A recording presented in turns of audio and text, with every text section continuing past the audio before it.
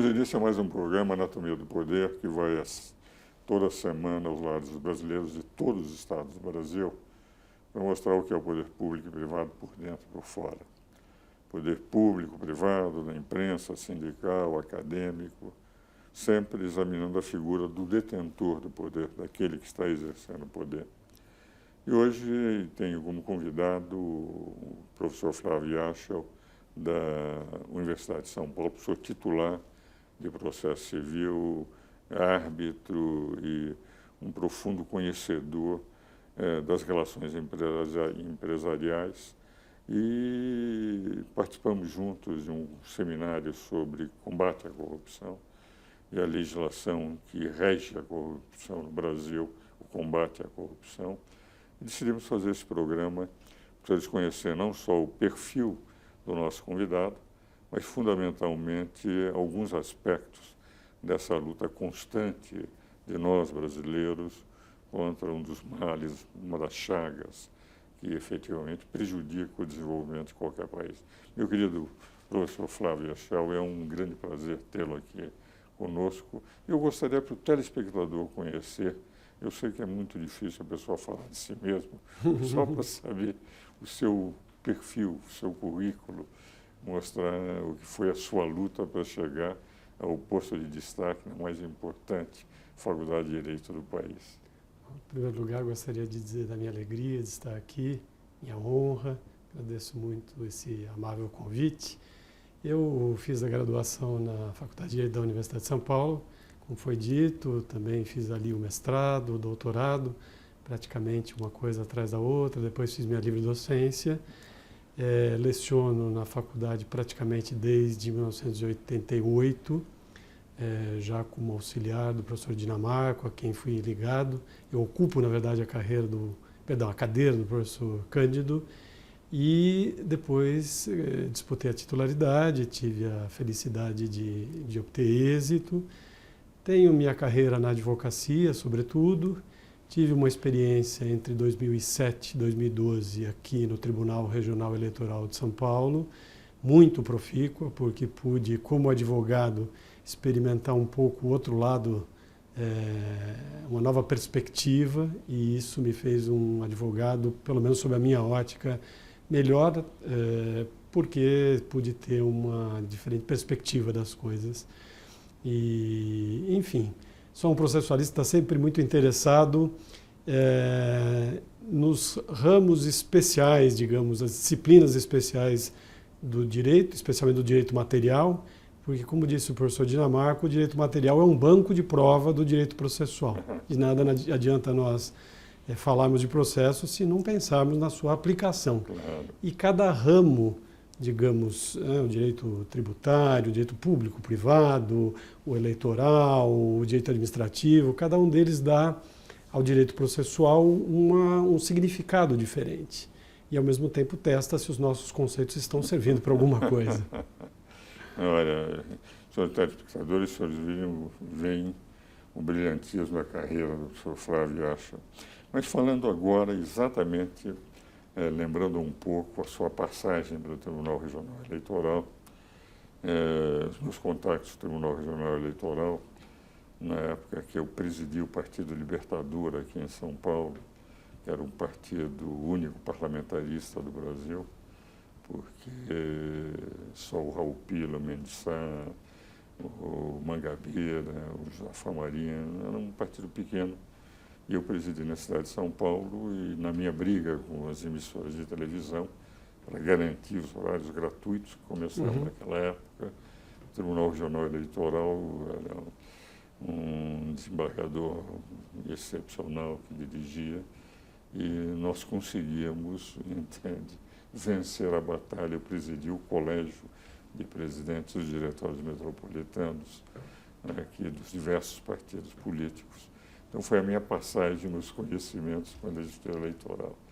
E o livro que publicamos com a Carmen Lúcia, com o Carlos Mário Veloso, o Direito Eleitoral, aquele anteprojeto que fizemos no Tribunal Superior de Justiça, naquela ocasião, pretendíamos reformular toda a legislação eleitoral. Foi um projeto comandado, época, o Carlos Mário era ministro do Superior Tribunal de Justiça, mas infelizmente foi entregue o projeto à Câmara, é que esse livro saiu com a Carmen Lúcia e o projeto, infelizmente, como tudo aquilo que vem de 50 especialistas, terminou não avançando.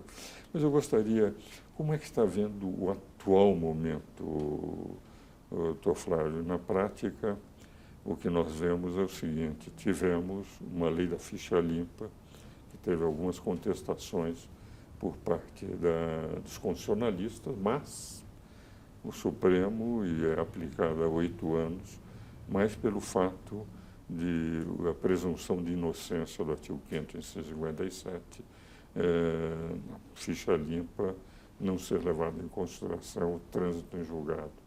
Tivemos depois aquela decisão por 6 votos a 5. E agora tivemos a condenação do presidente Lula e a matéria passa a ser rediscutida.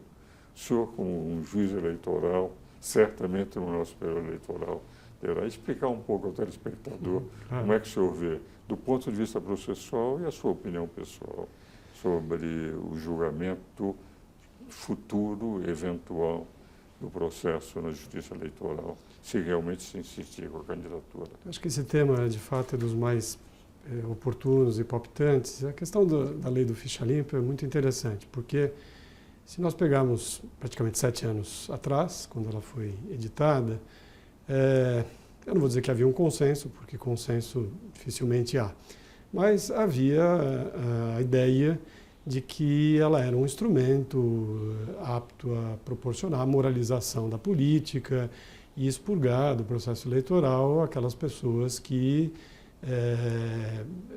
reconhecidamente pelo Poder Judiciário, não ostentassem qualidade para, enfim, participar do processo político, eleitoral.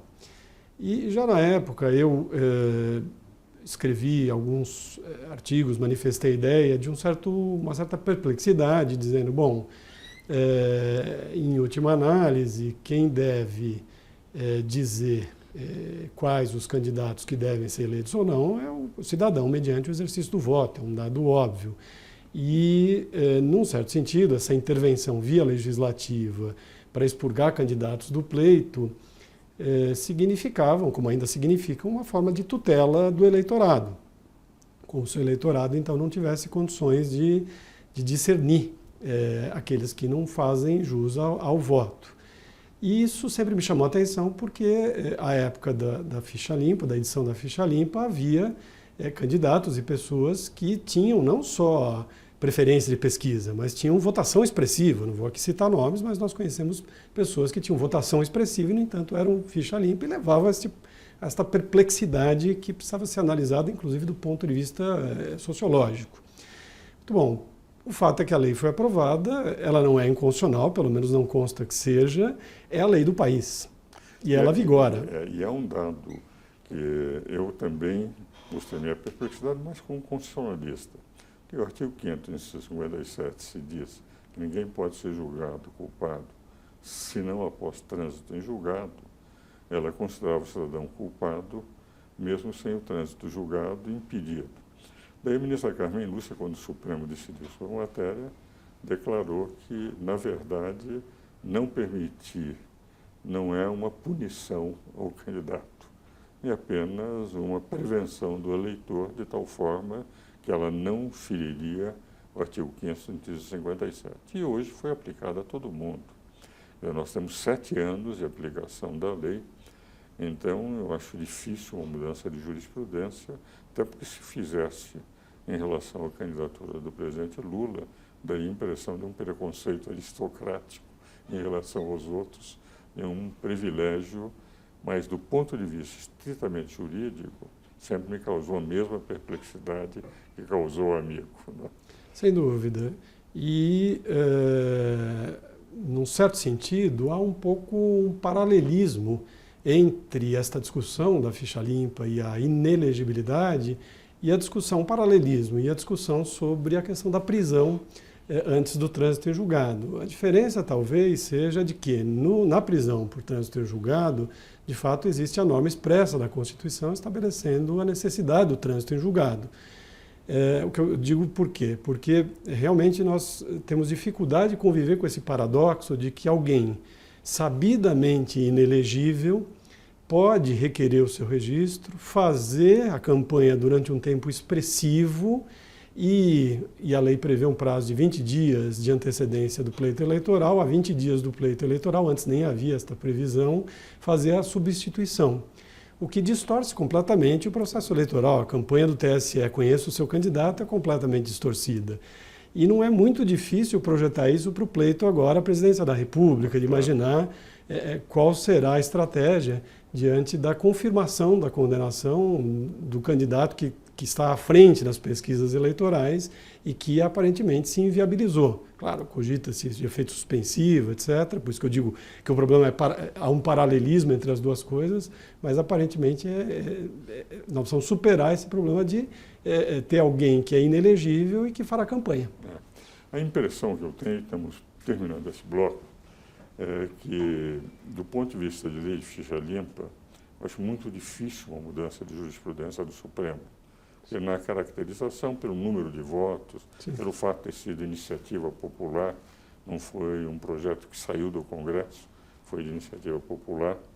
Agora, a prisão, que a votação foi de 6 votos a 5, eu tenho a impressão que é possível que haja uma revisão, porque é uma diferença aquilo que eu disse, não há uma punição ao candidato, dizer que ele não pode concorrer, ele continua exercendo todas as suas outras atividades.